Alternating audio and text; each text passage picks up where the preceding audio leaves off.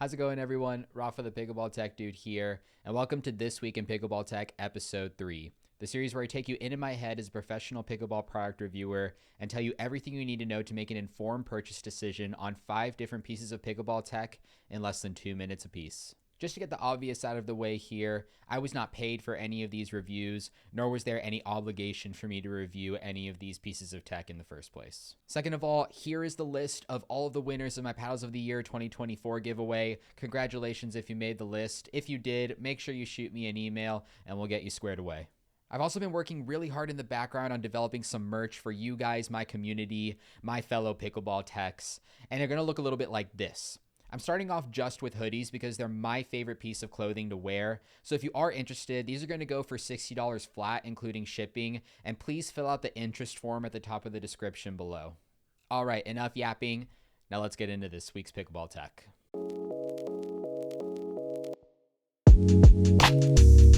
We're going to start today with this, the banger from Enhanced Pickleball. You're looking at a 14mm polypropylene core, thermoformed, hybrid in length, 16.3 inches, 5.4 of which being for the handle. It is T700 raw carbon fiber face with 3 layers of carbon fiber fortification underneath. Of course, the most glaring point is that it is edgeless. However, it is also Gen 2 constructed with a foam injected perimeter. Edgeless paddles typically fall into 2 main pitfalls that make them some of my least favorite paddles to play with. Super low on sweet spot and super low on stability. And Enhance has essentially solved 1.5 of those problems with this paddle. Let me explain. With the Twister 6.2, the banger makes solid connection on aggressive offensive and defensive shots and has really firm feeling across the face. And the major factors contributing to this are the foam injected walls, the extra carbon fiber layers for fortification underneath, and of course, the extra technology they've introduced for vibration dampening in the handle. I'm also a big fan of the ecosystem that Enhance is trying to introduce here. You can see that there's actual labels along the edge guard of the paddle that match up perfectly with the size of their Enhance Balance Pod weighted tape, so you can match up your tape setup to where they recommend for location. When it comes to pitfalls, the main reason I say this paddle only solves 1.5 of the problems is because you will still get mishits along the edges. That's a big reason why I've actually weighted the top here to try to prevent that. So at $140 roughly with discount code RAFA, I'm going to put this in the worth it category specifically for those who want an edgeless paddle that's actually quick in the hands and who want something that's pretty similar to a budget Proton Series 4. On to the next item, we answer an interesting question. A few of us here on YouTube review hundreds of products a year, so can one of us actually make a product that is decent to use? And I think the answer is yes. These are pre-cut tungsten weight strips from fellow pickleball reviewer Pickleball Effect. They are 2 inches long, which is pretty standard, 3 grams per strip, and you get 10 of them in each pack. Now the real question here for me wasn't, is this going to work? Because of course it was going to. You'll see I put some here on the 3 and 9 position of my Mavericks Havoc 15 Pro X, which I'll be talking about very soon, and it broadened the sweet spot and made the stability on the edges a lot better. The real question here for me is, why would you invest in tungsten tape over lead tape? A lot of you have probably seen that strips like this are labeled as non-toxic and seen lots of talk about the dangers of lead exposure when handling lead strips, and probably thought nothing of it. But the reality is, lead poisoning is a very real concern. A lot of you won't know this, but I almost applied to medical school after I graduated. So what happens with lead exposure is that if you do ingest lead, it builds up over time in your stomach and intestines, and once it gets absorbed, it can impact your central nervous system, which is in charge of a lot of important things, like your 5 senses, your unconscious breathing, and your heartbeat. So while of course most of the risk does come from ingestion, and a lot of the bodily functions I mentioned are only impacted in severe cases, it's really easy for your hands to make it to your mouth or other orifices in your body after lead stripping your paddle. So in my opinion, why even risk it? My favorite thing about these strips though is that they're completely brandless. You'll see you don't have to clash brands on the edge of your paddle, and they're just this nice charcoal gray, which is really sleek. These go for about $22 on Amazon, which if the math is right breaks down to about 75 cents per gram, which is super competitive with other lead strip products. So it definitely is worth it in my opinion. Go out and get yourself some of this, or if you want a little bit more control over the amount or the density, or you just want just more than what's in here, Braden also makes tungsten strip rolls that you can buy on Amazon. Next, we're looking at the newest installment from Bread Butter, the Invader. Now, this is a hybrid shape paddle with no taper towards the bottom corners, 16.3 inches of total length, 5.4 of which roughly being the handle. It's got a green polyester thread or titanium weave, overlaying carbon fiber, and then a tertiary layer of fiberglass. And all of that encompasses a thermoform unibody Gen 2 constructed paddle with EVA foam injected sides and a 60mm polypropylene core.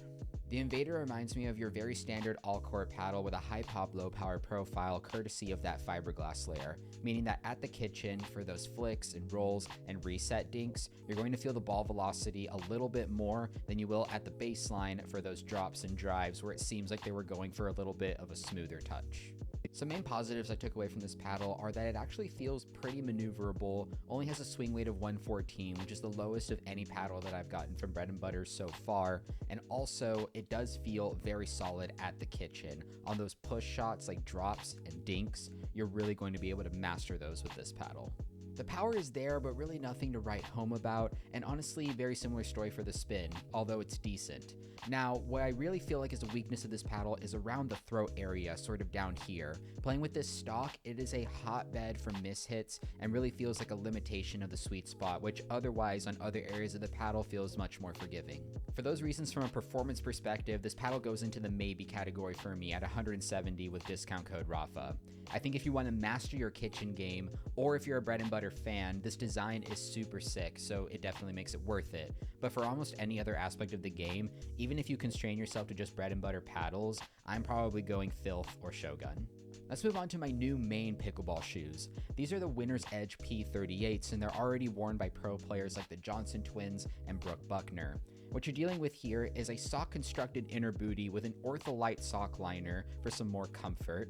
You've also got a saddled mesh along the middle part of the foot for better foot fit, a TPU custom constructed outer sole. Yes, TPU, the same material as used in paddle edge guards, just for some more improved durability. You've got mesh that runs along the middle part of the tongue all the way to the front of the foot for that better reachability zone for your foot, which all culminates in this molded toe edge so that you're not poking through the front. And then the bottom outsole of the shoe is made for both medial, lateral, front, and backwards movement. It can kind of really do it all.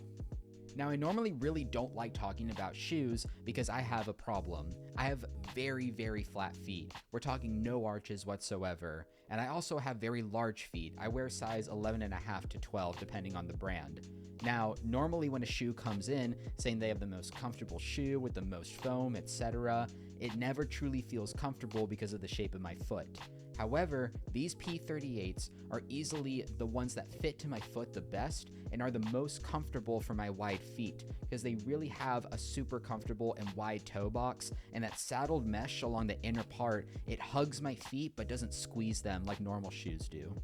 And taking this extension of the molded toe cap as an example, all the way out here, this is normally where you would slide on a dink and then tear through the mesh in the shoe, but they've really thought this through. They've maximized the amount of mesh on the inner part of the shoe for comfort, and then minimized the areas of mesh on the outside so that you're not tearing through these so quickly. If there's anything I'm going to complain about, it's that these shoes grip really well to the hard court, so you're really going to need to wear these down before you feel comfortable sliding. However, at $150, there's currently no discount codes, but I will still have my affiliate link in the description. In my personal opinion, as somebody with wide feet who would like to get even just a month or two more of durability out of my shoes, these are worth every penny. Alright, we're going to finish the episode off with this. This is copper weighted tape by Katana Sports. Each pack of this comes with 144 inches of tape, which sounds incredible until you read the fine print and see that it is only 0.2 grams per inch. This is in stark contrast to Pickleball Effect's tape and that of many other products, which tend to be 1 to 1.5 grams per inch. Now that doesn't sound super practical at first. This tape is going to allow you to get that vibration dampening and enhanced stability, although to a lesser extent because there's less physical weight here. It looks incredibly badass. Look at it already on this Mystic paddle. It also is super thin so that it can fit on non-traditionally edge-guarded paddles like the Gherkins. And most importantly, it's going to allow you to maintain a swing weight very close to the stock paddle, which is really important for paddles that are already head heavy but need some more help and stability like gear boxes or paddles like this Mystic or the Rhombus Ripples, which are already low in swing weight and people buy them for that low swing weight maneuverability. At around $15 with discount code RAFA, that works out to about 50 cents per gram, which is very cost effective for weighted tape and makes it very worth it in my eyes. Again, for players that really want to make those fine-tuned adjustments to sweet spot size and vibration dampening and stability, while still maintaining very close to your paddle's stock swing weight and stability. All right, well, that's going to be a wrap on this week's episode. Thank you so much for watching and for your support. If you made it to this point in the video, make sure you like, subscribe, and comment down below what you want to see on the next episode. But in the meantime, check out these products if you feel like they're going to be for you. And of course, I hope you all stay happy and healthy and out on the courts. Until the next one. Peace. I didn't think this part through.